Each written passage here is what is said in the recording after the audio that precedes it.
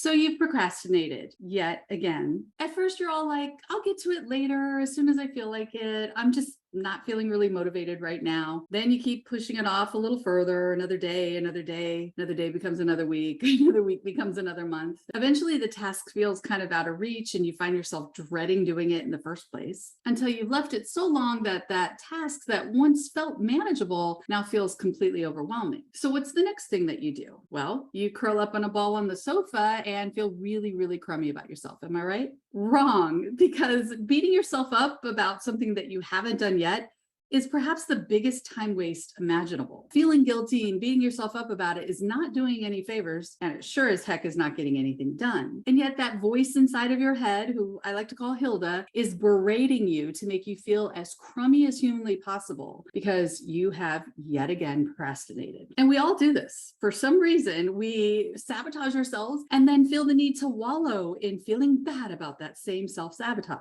But procrastination is not a moral failing. The fact that you procrastinated is not proof that you suck and that there's something wrong with you. It's simply part of being a human. And also, procrastination isn't some incurable disease that you have. Even if you have procrastinated your entire life, it doesn't mean that you are a procrastinator. It just means that you have a habit of reaching for that self-sabotaging habit. And habits can be changed. Spending more time feeling really crappy about yourself is truly unhelpful. Really. Question that for a minute. What's in it for you to sit around beating yourself into a pulp over this? The truth is, this is just another blatant procrastination tactic in and of itself. I call this the procrastination habit loop. And half the battle of dealing with this is just raising your awareness to the fact that you're doing it in the first place. So from now on, just want you to raise your awareness to how often you are beating yourself into a pulp because you haven't done a thing. And then train yourself to have a little conversation with that inner critic of yours. Oh, wait. I'm beating myself up again here, and this is highly unproductive.